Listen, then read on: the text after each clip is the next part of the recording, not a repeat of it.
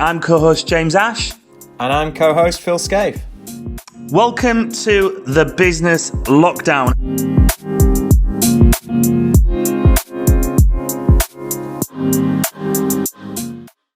So welcome to today's Business Lockdown. A good friend of mine, Riccardo Seaton. Riccardo and I met years and years ago. It must be 17 years ago, something like that.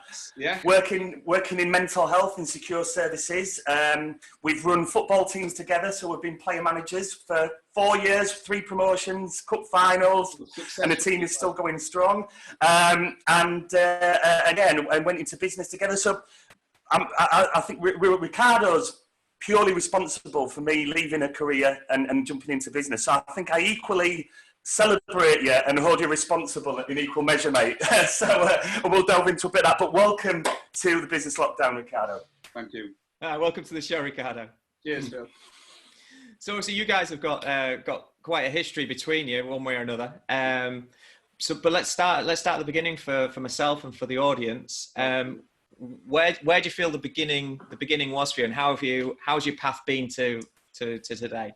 Well, God, where do I start? Really, the journey to get to where I was to start the Vintage Wholesale Company, because that's where it all began. Really, about 15 years ago, it was developed, and the journey that it took to get to that, and coming across James and then being a long-time friend as well, was basically if we started way back at maybe college, and then I was doing construction architecture, studying for architecture.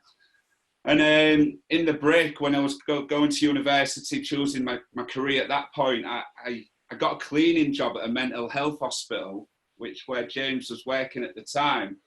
So in the summer, I was working as a cleaner there. And then as it developed, I began to know the patients there and the staff there. And as I was leaving, I got approached by the manager and asked if I'd like to apply for a job, healthcare worker's job. So I thought, I don't really fancy architecture now. It's not really my thing.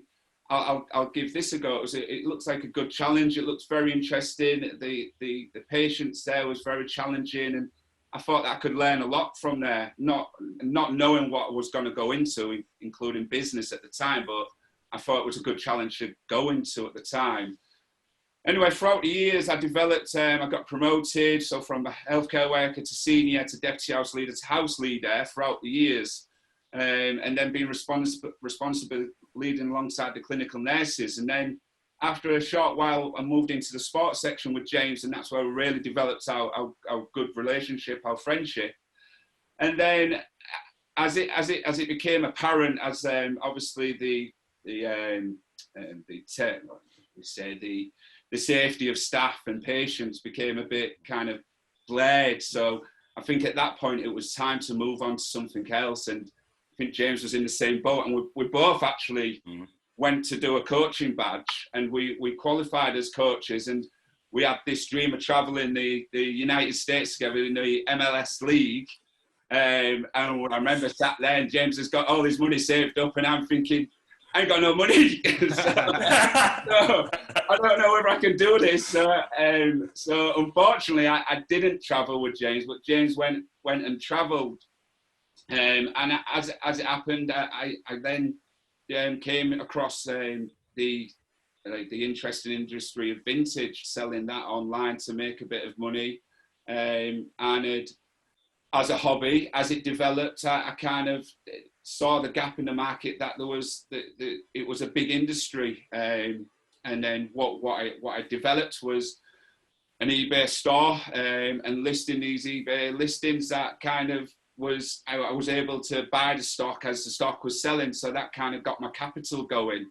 And as I got enough, I then ventured into Europe, sourced supplies into Europe. And at this time, you've got to remember the euro was around €2 to a pound, so the economy was really, really strong.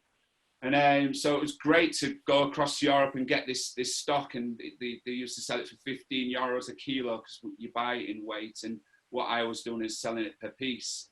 So that's where my profit would come into it. So going across there, and it was great for a year. And again, the capital, it jumped because obviously the power of the pound was so good. And then, unfortunately, we hit the recession. So we came into the recession. And at this time, I wasn't as big as I am now. It was just, I was literally working out of one office and just bringing over maybe 2 tons of stock. And it was a nice little, like, it was developing into a nice little business. And then the recession happened. So I had to go back to the drawing board and redo my business plan, because obviously the pound was basically £1 to €1. So I'd lost all my profit. So the only way was to try and find cheaper suppliers. So I literally went to the drawing board, and I spent days just searching and inquiring and contacting these mills. And fortunately, I got given a number, which is the suppliers that we are with now. We've been working together for 14 years, and when I go to their house, it's like we're like a family. We invite us to the house and stuff. So we've developed a really good relationship now. But yeah, I contacted them and I said to my wife, look, we'll need to go meet them. So we got in a car, got on the ferry, drove through Europe, and then we turned up to this warehouse, and I was nervous. I said, you stay in the car, Angela, you stay here. So I went, buzzed on the door, and they invited me in, and it was like an interview. It was like this, and they were asking lots of questions. What have you done before? What's your history? So after about an hour of talking to them, they accepted. They said, okay, well, you can put in your first order. So I was like, right, brilliant, I'm in. I've got my foot in the door, I'm in. So then they said, but why are you leaving your wife in the car? Tell her to come in. So I'm like, right, that didn't go down too well. So anyway, that kind of softened it up, made it a bit like humorous. And anyway, I said to Angela, right, we need to go around here and make our order. So I went around this big warehouse. It was about 4 aircraft hangers of vintage clothing that we go and I would go review stock every month currently. But at the time, I was like, wow. So writing all these lists down. So bear in mind, I'm used to doing 2 to 3 tons orders. And then we got back on the ferry, put the order in. It's like, right, that's great, innit? So got home and I got an email with the invoice. And the invoice was €63,000. So I was like, right, so where do we get our money from? How does that compare? How does that compare to your previous invoices? Well, what's the jump? Previous invoices was averaging at about €8,000 to €10,000. Oh, right, okay, yeah. So, but the price it was given us, it was like getting it at £1 to €2. What the price and the quality was even better than what I was getting before. So I said, we're going to have to find sources. So I took out where I applied for Sirius. They funded me. Barclays helped me. And then we just maxed out our credit cards as well. Well, Angela's credit card, really. I didn't really have one at the time. So yes, and then we just threw it all in. I just threw it all in, and the first order came across, and it boomed after that. And literally after the first 3-4 orders, we built up we developed a great relationship. That we're an entrusted supplier to myself, consumer, and they just was on terms where it wasn't payment up front, and then obviously that made my business even stronger. And then from the office, we then took over another office, then a bigger office, then the warehouse, and then we've just organically grew. So as the Vintage Wholesale Company, whilst all that was going on, James came back from MLS and was like, "All right, well, you've set up this company. What's this? Like, great." So I introduced him. I said, "Look, I can supply you, and I've got an office in this warehouse. Like, get on board. It's great." So he developed a business called Better Retro, and then that Better Retro, I think that was the first business element, wasn't it, James? That you came into? Yeah. And I think he was learning that business kind of concept and the journey through it. So I'd spent a year learning eBay whilst I was working. So I was working, spent a year learning eBay on how to package things up, how to deal with customer complaints, how to deal with returns.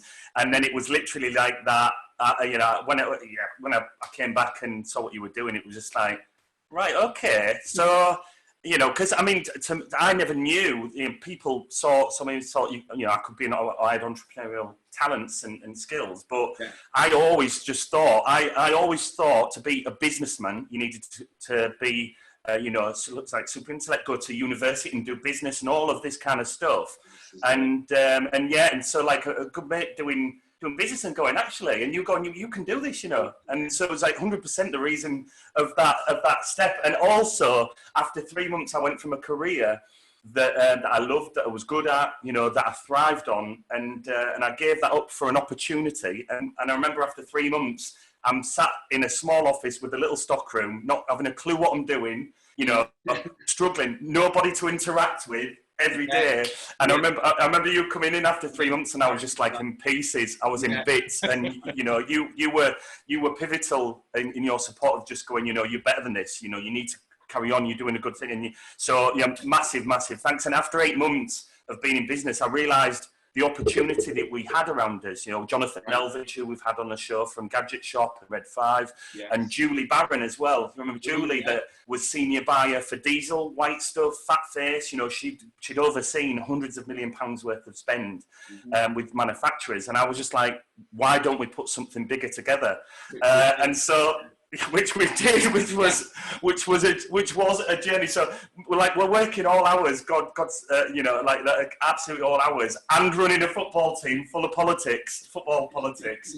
They were interesting times, mate. Very interesting times. But you know, that was the education. That was the education into business. And we opened up retail stores. We had our own brands. We were wholesaling around the world. We were doing trade shows in London.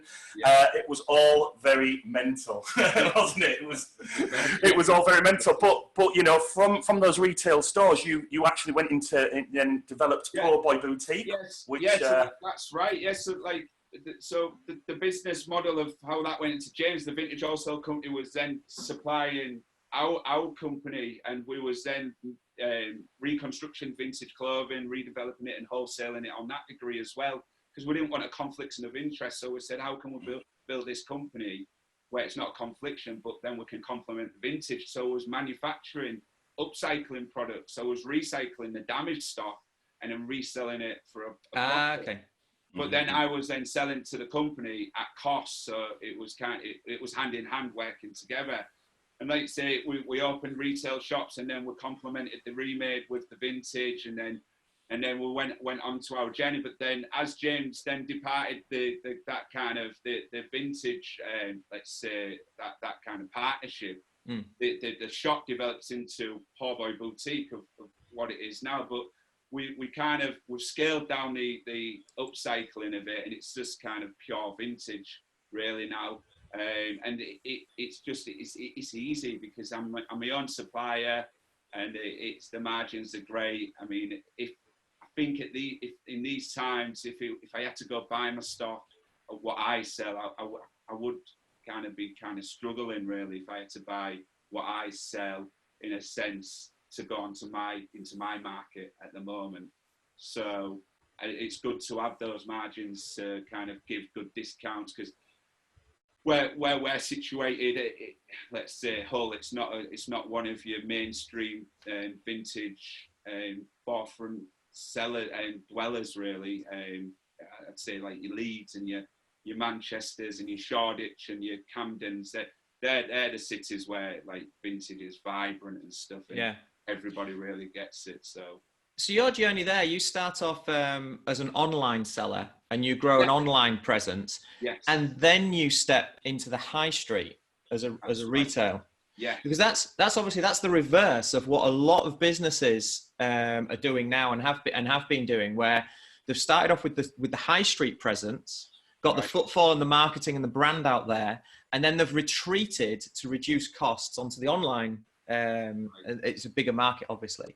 So what obviously was that tactical that way around? Was that just taking advantage of opportunity? I think at the time I was taking advantage of opportunity. We was in a shopping centre, and we got a really good deal. We got a deal of where we just pay rates only, and we get the space for free.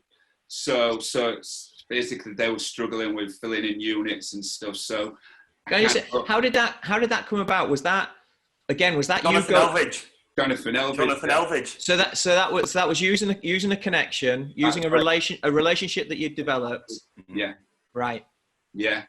Yeah, So because he was in there. He was the first independent to go into Prince's Quay in the early 90s. So he was the very first one to go in there as an independent. And he always then when Gadget Shop became Red 5, you know, he still had a lease in there, so he had to go in. So yeah, his relationship with Princess Quay was fundamental really for us to be going in there and to be striking a deal. And they loved you know, at the time, young entrepreneurs going in with a new concept and bringing in lots of energy to the shopping centre really helped, didn't it? But now you're based down Humber Street, which is a really trendy part of Hull, and you've not only got Poor Boy Boutique, but you've got a gym as well, which is a temple gym. Yeah, so last year, kind of ventured into the leisure industry. I saw it as a new challenge, but last year was a bit of a whirlwind, to be honest, because set up 2 businesses. Then obviously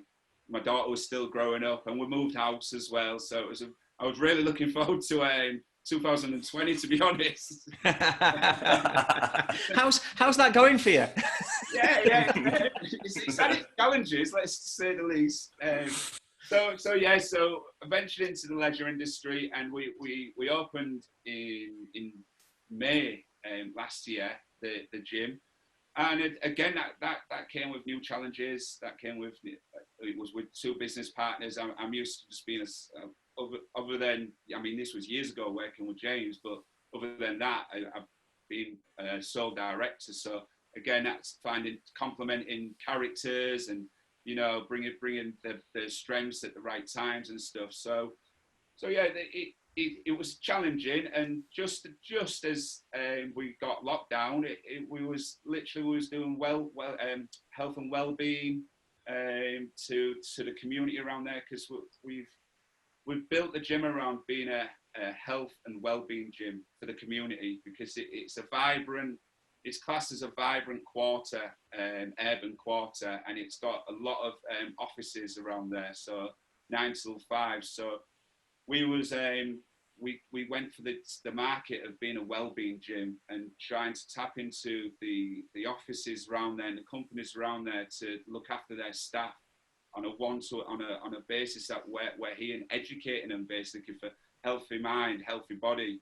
A lot what you've had previous talks with Paul. A lot along the lines of what Paul does, because the gym supports the charity as well. So, we was getting Paul involved in talks and basically trying to educate the 9 till 5 that if they can just reset the brain for half an hour, they can get a lot more productivity out of the day. And just telling the bosses that in an appraisal, none of their employees are going to stay, oh God, I feel lethargic, I feel this, and I don't think that you're not going to get that out of an appraisal. But if we could step in there and try and speak to them and say, look, what do you need? And get down into their subconscious. Do they want to feel confident? Do they want to feel healthy? Do they want to feel like enthusiastic and not demotivated? And we can do that for you. Because if they was in an appraisal and said, oh, I'm a bit unmotivated as an appraisal, the boss would be kind of thinking, I need them motivated. How do I do that? And me knowing to be as being a boss, you set your APIs and setting them. Sometimes it's not about that. It is about your health, well-being, not your within the industry where you're at. It's about the health, well-being. For me, I feel like health is a lot to do with my motivation. And like I always make sure I have a good amount of exercise every week to keep me motivated, because it all goes the opposite way around with eating and sleeping in and lethargicness. So we was tapping into that, and it was just making progress, and then we got locked down. So that was unfortunate. So how's it changed then? Has it just come to a stop, or have you evolved or changed at all, during 2020? For the gym, or for... Well, for both. I mean, because that's the other part. They're completely different businesses, aren't they? Yes. there must be some synergy between the businesses, or is there not? Are they completely siloed, separate? No, there is some synergy. It's like what I touched on is what I like, what I do like about the health and well-being is I do think it's a major factor to being motivated. I mean, that's why I was so wanting to open a gym and to be in that leisure industry, because I'm really into fitness, football for many years, and I loved my challenges, which like climbing Kilimanjaro and then 48 hours non-stop rugby. Be for charity, it's also a challenge and just to get that factor of completion, but motivation. It's definitely a hand in hand with business. That's how I see it. So so that's the synergy of it. And how, I mean, do you mean like, how do you mean by how's it 2020 affected? Well, just obviously you had a plan for 2020, and the gym is a place where people turn up physically, but it's more about well-being. It's more about what's going on inside rather than a standard gym where it's what it looks like on the outside. Yes. I just wondered if there has been any continuation of that. Well, at the moment, what we're actually trying to do is we're trying to just figure out, because the future is so uncertain. We're trying to figure out 5 different scenarios of which one's going to go. So it's kind of, right, we need to plan scenario 1, and if that doesn't work, we'll go scenario 2, scenario 3, scenario 4, scenario 5. And there's so many ways it can go. I mean, the way everything's just getting updated weekly, that's the biggest challenge, and it's a guessing game. So I think for us, we're trying to see how we can reconnect with the community, how we can re-engage with our current members, how we can then get back into the businesses, but then subconsciously knowing that we have to be aware that this social distancing is going to be imprinted in people's minds for well over 6 months. So it's how you take those stepping stones to get to where what we originally wanted to deliver, to where this long journey to actually get there.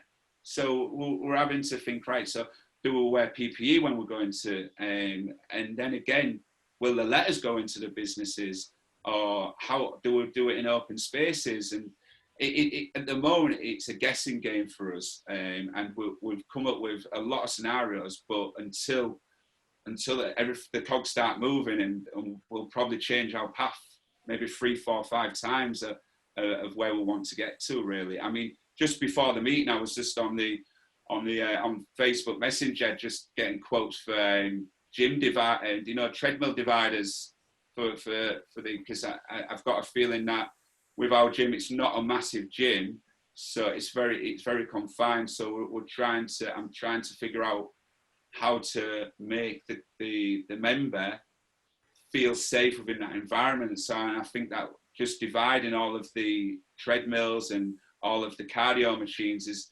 the first step, really, and that's another scenario. What we're also thinking. So there's just so much that we're having, so many challenges that we're having to think about. For the store, we're ready because we know where we need to be. It's a different concept. Our social distancing stickers are there. The till screens are there. The one-way systems in place. The posters are up. The changing rooms are closed. The hand sanitizers are in place. So that is pretty much, the promotions are ready. So we're launching for our launch, which is 50% off all NHS staff for the opening. Just to give that a bit of a boost and hopefully see some extended, a better footfall to what we kind of expect it to be, which again is uncertain, really. And then with the store, we've limited the hours, so we're open from Thursday to Sunday. So we've got that business plan there. We're rolling that out. With the gym, it's just a minefield at the moment. Yeah. How did you find, or are you finding online sales Because I know one of the way I'm beating the lockdown is just by buying things online that I don't need. Yeah. So I'm just wondering if that, consuming out of boredom. I haven't bought any vintage clothing yet, but I'm sure plenty of people will have done. Well, I'll go on to the Vintage Wholesale Company, because when we first went on lockdown, my wife, she's a nurse and she works Monday, Tuesday, Wednesdays. And so we obviously, everyone went on furlough and we closed the warehouse. So I said, I'll divert all of the phone calls and emails to my office at home. And my wife works Monday, Tuesday, Wednesday. So we've got a 2-year-old daughter there. And I didn't really predict the spike in inquiries, which you rightfully say, is that's what I saw a massive spike in, was people sat at home, being bored, looking for hobbies to do and wanting to buy stock.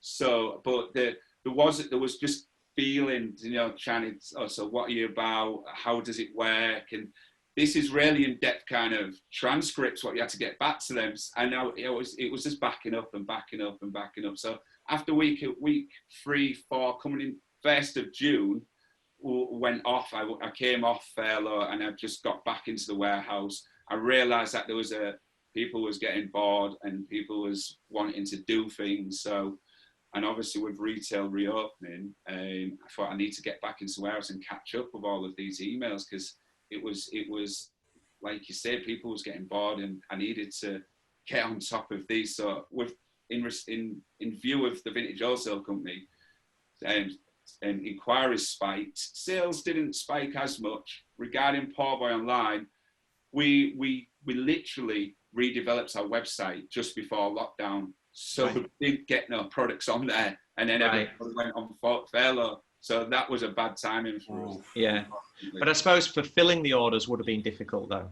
Exactly. Yeah, that would have been really difficult. Yeah, that would have been difficult. How are you finding your normal customers with the Vintage Wholesale business? Because predominantly, whether they're online or they have a physical store or both, what are you seeing now? Are you seeing people are opening up, like Poor Boy Boutique, are people opening up their stores now? Have you had customers that have continued with their online shops and selling and putting orders through or order requests? Well, yeah, it's like you said then about the sales.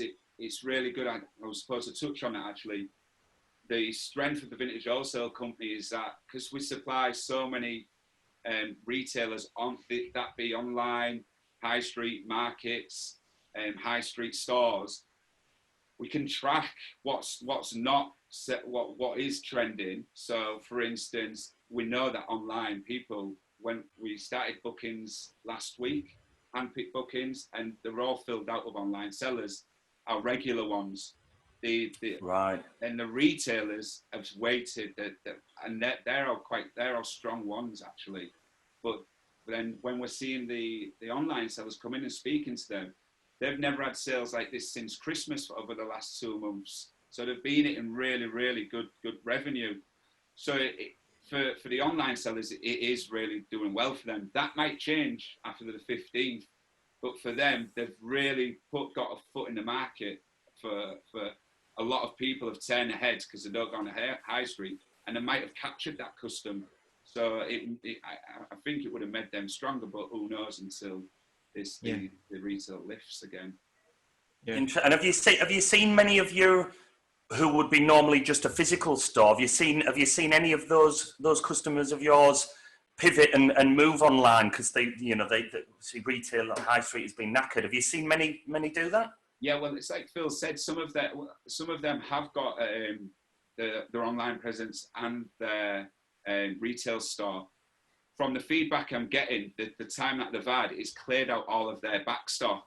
So what they've done is they've sold all of their back stock over the last few months, and they've kept a collection. They've kept the store full, but they're scared of buying because they don't know what to the level of what they wanted to buy at before. So I think basically they want to see the doors open and see how this retail high street has really impacted. The COVID has really impacted on the high street. So yeah, because it's an interesting future, isn't it? That we were looking at experience-based shopping or consuming booming, and it wasn't just about the product or the item you're taking away. It was about the whole experience, wasn't it? Yeah. But now, if you can't try on clothes and you can't go with your friend, then the experience is being taken away. So then it becomes functional shopping again. Exactly. And I was discussing this the other day. It's kind of, it's a luxury. It's a non-essential product. And your butchers and your food and your medical and everything in that category is essential. You need it. So you go out and you have to shop for that. The worrying thing is that this is a non-essential product. And like you said, Phil, if you take that kind of the heart out of what it's about, you meet up with your friend and it's a day out and you'll do a bit of leisure and then you'll go and have something to eat and it's a full day out. And if that's taken away, then what will that be like? Yeah. It's very very uncertain times, but it's going to be challenging, I would say, for the next until the new year. I would expect. Yeah, absolutely. Mm. But it sounds like you enjoy understanding the psychology of people. Given, I mean, architecture. I'm the same. I got halfway through architecture and went off in a different direction. Yeah. But you understand the psychology of how people use spaces. You're in mental health, understanding the psychology there. How's that? I'm guessing that's the part that gives you a kick, understanding the psychology of a consumer. Most definitely. Yes. I think that's basically the experience that I've got and the journey that I went through. That has given me the tools also to venture into the business industry and the psychology of it. And it is very interesting. I mean, I do pick up things which people don't, they kind of blatantly just walk by and don't see. And I'm a big people watcher as well. And I love just to sit there and just to see little scenarios going off before all of the lockdown and just kind of just seeing everything unfold. And it is very interesting. The psychology of it is a big thing for me. Either it be challenging, but either it be challenging for myself as well. I in basically committing to an order and then for whatever reason, the stock being in the warehouse, it might be damaged. And when I've opened it up and then having to kind of speak to that customer, but also understand if I don't use the right words in this kind of transcript, because text messages and emails can definitely come across very, very wrongly. Yeah. But even on the phone, you've got to be assertive and you've got to be kind of straight, black and white, basically. You have to be, look, this is what's happened. If there's anyone, especially within the vintage industry, if there's any bit of uncertainty, they might feel like the wool's been pulled over their eyes. So I had to basically make sure that I'm coming across presentful and make sure I'm confident with what I'm actually saying and I'm not pulling the wool over their eyes. Because in the vintage industry, there is other companies that out there that do sell rag, and that's not vintage clothing. It's just rag, and it's no good for people, and that does kind of sometimes challenge on a psychology basis, definitely. Yeah. And your fourth business, Rick? Fourth business, yes. God. The fourth business is Worth the Wait, and again, I started that up last year in January. Oh no, sorry, I started that up in 2018, late 2018, coming into 2019. And so that is the concept of that is we every weekend we go to 2 cities and we take 6 to 8 ton of stock. We set up in a cathedral or in a university or a massive hall. We rail it all out with clothes and we sell it all per kilo. We then let the consumer come and handpick it. It gets weighed off. It gets given a price at £15 per kilo. So they don't buy per piece. They buy by the weight. And then off they go. They get brilliant bargains. Like 30p for a T-shirt, Ralph Lauren shirts, 25p, Levi jeans, 60p. So yeah, and yeah, that came with its challenges logistically, space, because we started here at my warehouse, and all of a sudden there was rails all over the warehouse floor, and my customers was coming to handpick, and it was coming a bit of a conflict, and we then moved to a little warehouse, and then we outgrew that, and then we've now got another warehouse. And within that journey, it was the logistics of taking 8 ton of stock on the road, staffing it, making sure that it's safe for travel distance. So much to take into account.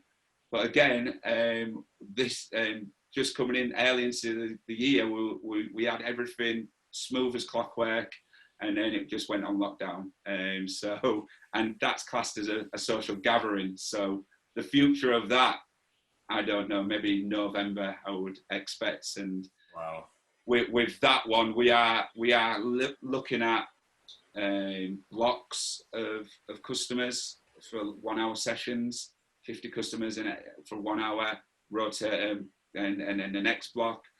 Whether that's viable for us, because we was hitting about 1,000 to 2,000 people at each show, so footfall. So we don't know. Again, it's unknown territory for us. We're putting in place all of the provisions we can, gloves, non-trying on, bags, just to put it in the bags and not touch it, not touch the garments, cardless only transactions. But I think it's just which I'm sure that the restaurant industry is the same. It's the turnover of the footfall, how to get that turnover round quick enough to make that revenue where you want it to be. And I'm sure like the bars and pubs which are opening for beer gardens, how they're trying to figure that out, how they're turning over the queues at the bar, really. So yeah. Well, let's go away from business. We've covered a chunk of business, and when we introduced you on the show, mentioned us being football player managers, was it when I remember speaking with you and going, come and play for the team I play with, and was it Total Sign Solutions or Key Sign Solutions at the time? No, it was what was it? It was what was it when it was at Grey Kits, wasn't it? It was not Total Sign Solutions or Key Sign Solutions or something like that. It was before that. It was Key Sign Solutions, I think it was. Key Sign Solutions. So I played for the team since I was 19, and right. And then when I came back from the States, I was like, come and play. Anyway, we had our coaching badges, and it was clear we had a passion for it. And then we started bringing other players to the team. So we were always like a Division 3, Division 4 team in the East Riding, and we took over the team, and we had a 4-year plan, and the 4-year plan was to get promoted 3 times to be in the top league within the area at the best standard possible, and it's one of my proudest achievements is that we accomplished that, didn't we? In the 4th year, we had our final promotion, and that was certainly a journey in itself. And I took early retirement, and we did a testimonial up in Newcastle, and I've still got my frame top with your captain's armband that you gave me for the game, and a lot of fun times. And where's the team still got St George. Yeah, so we renamed the team, we branded the team up. We had the best looking kit in the East Riding. I expect nothing less from you two. Obviously.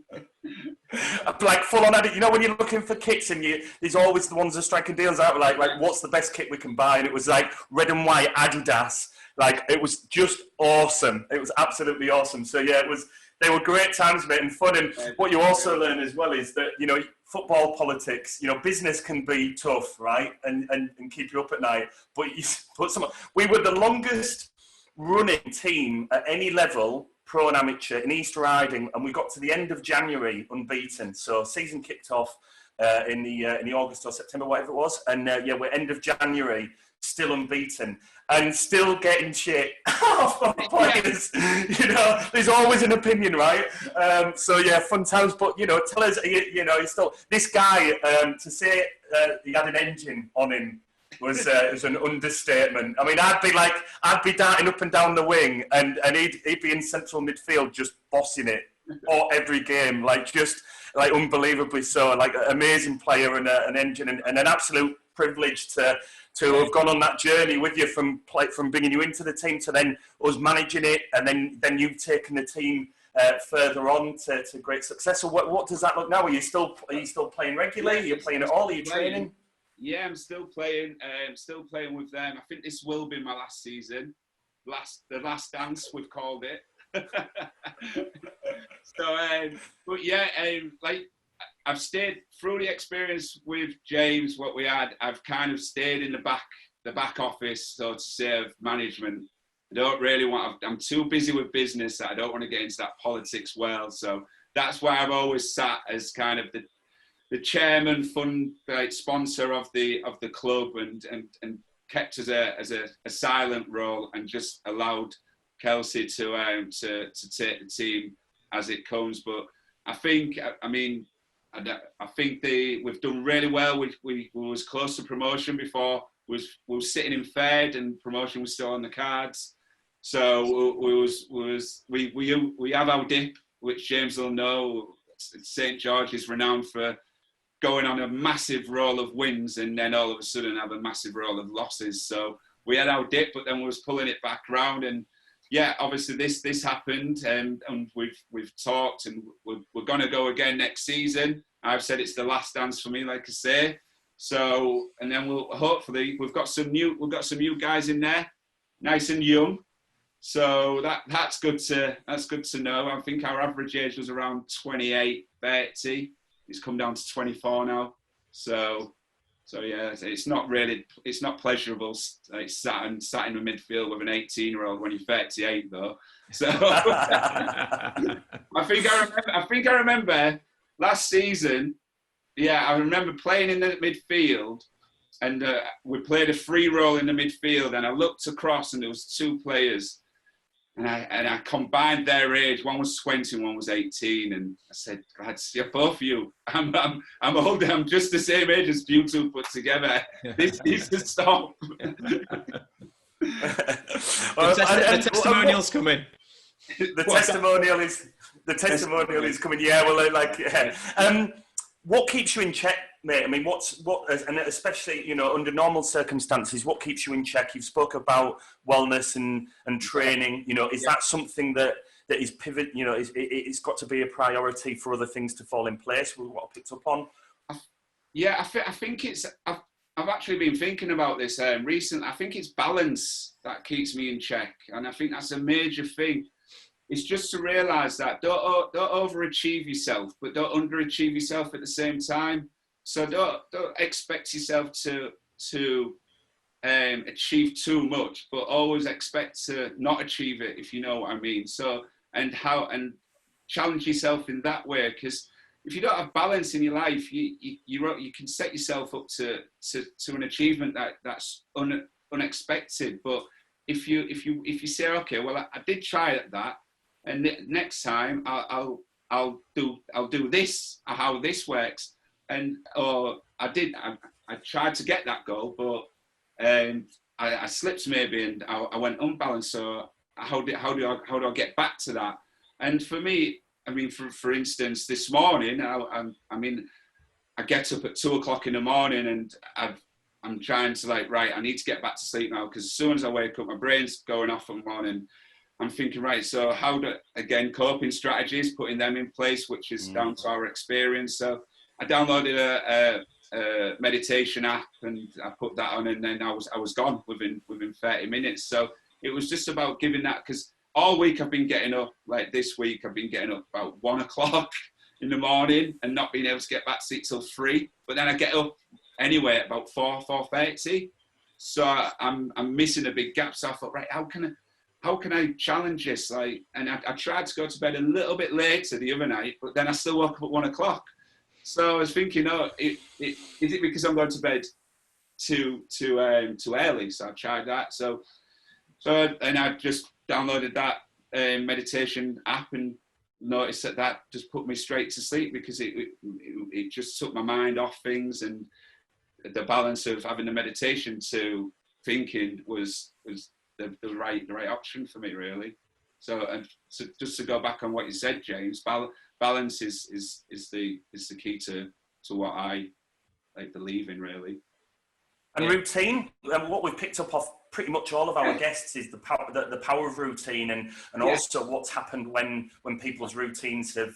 I mean, because it's pretty obvious that everybody's routine under normal circumstances has been hit in various ways, and we've found that people who are struggling, it's struggling with the new routine. And I know Phil's a father of 3, and when this all hit, he was homeschooling and realised after 10 days, it just, nobody was really winning at that. So that was a very interesting process and learning very quickly. I mean, in terms of routine, how important does that play a part, and how has that routine looked over the past kind of 3 months? Over the 3 months, for me, for the routine, that kind of got thrown into turmoil.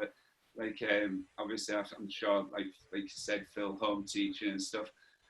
When I touched on diverting the phones back to my office, and then all of a sudden it just wasn't working, because to get back into routine it just puts your mind straight for me personally, just knowing how my day is going to be structured within business life and not blaring the personal life over the last 3 months. Because at one point I was kind of feeling like I was neglecting my daughter, because I was doing my business on my phone, and she's there and she wants to be played with. She's 2 years old and she doesn't get it. And then I think it got to about week 3 or 4, and I realised this, because then she came up and she tapped my phone out my hand.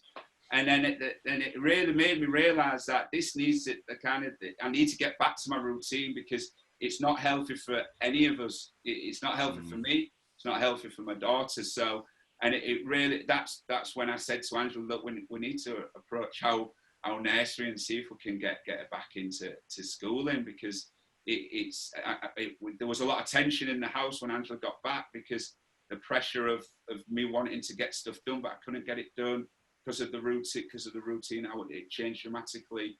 So, and then as soon as it's got back into that routine, it's just such a relief, and the household is the household, and then work is work, and that confliction and that the way it went together, it was such a negative for my family, but also for my personal self, really, as well. Yeah, this is the thing that we've learned from it.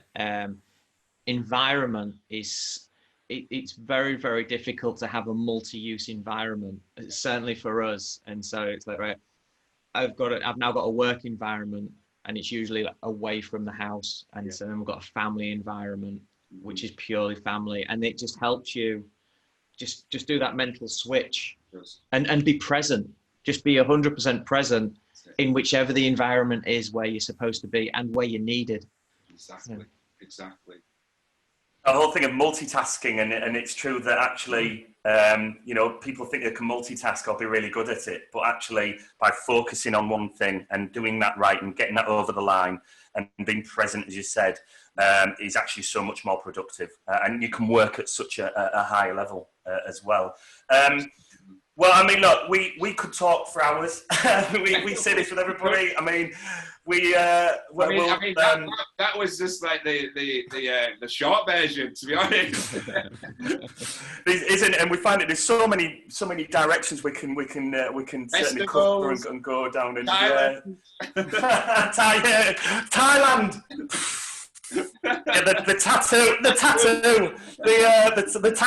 Thailand tattoo. Yeah, well, let's finish it briefly on Thailand. So we go on a business trip to Thailand, and I think we had about 26 cocktails each on the plane alone. We drank.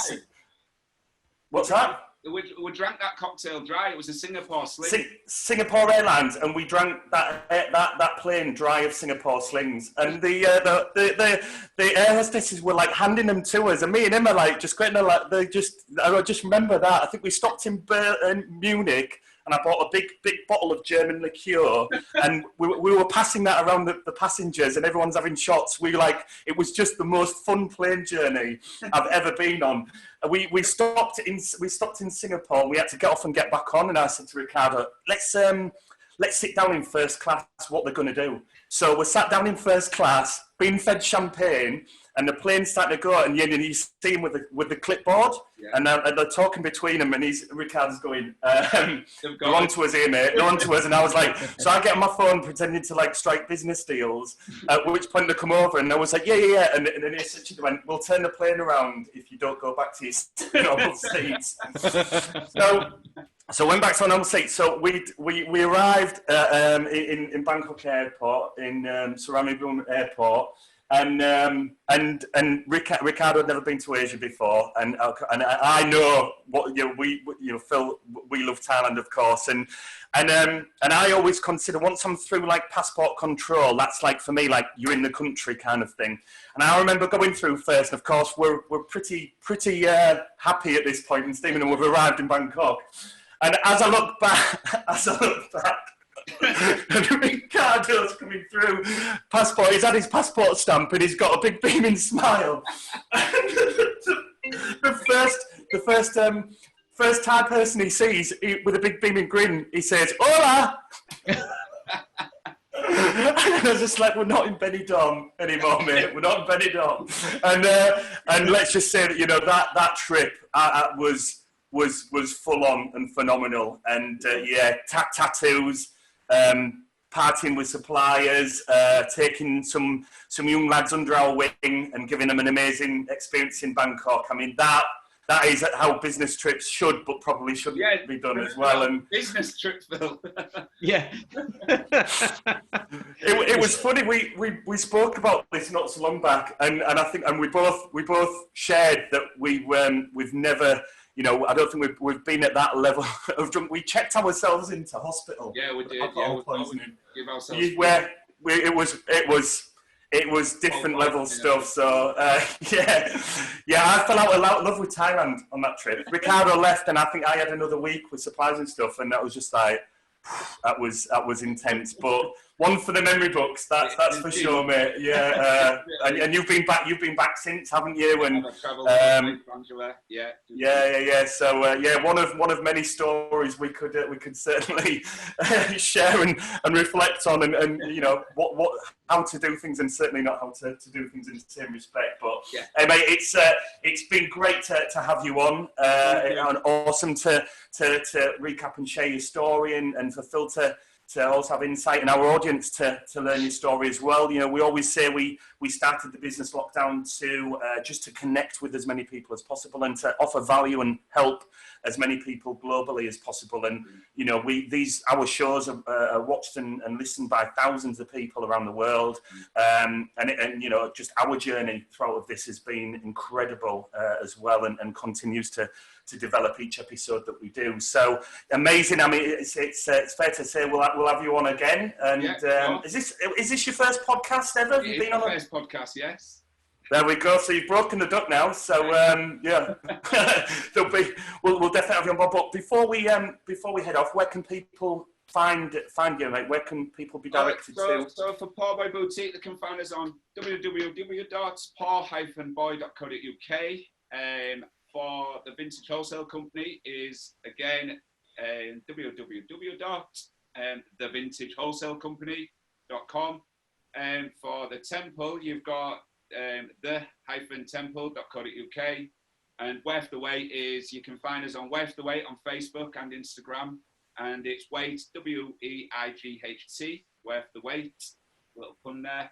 And then all of our social media links is Power Boy Boutique. That's on Instagram and also Facebook.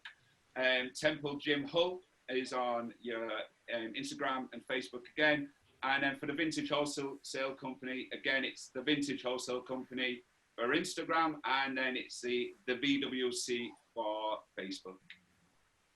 Awesome. Well, we will certainly be directing people towards those channels, and absolute pleasure to have you on the show, mate. And it's fair to say thanks for everything that you've played a huge part in my not only business journey but also personal journey as well. So I really can't thank you enough. But definitely thanks for all of that. So it's awesome, and wish you all the best moving forward, mate. Thank you, mate.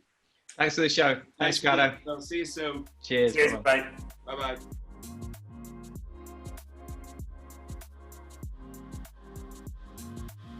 Thank you so much for joining us on the Business Lockdown. Please comment, like, share and subscribe to help build our global community. We look forward to seeing you all soon.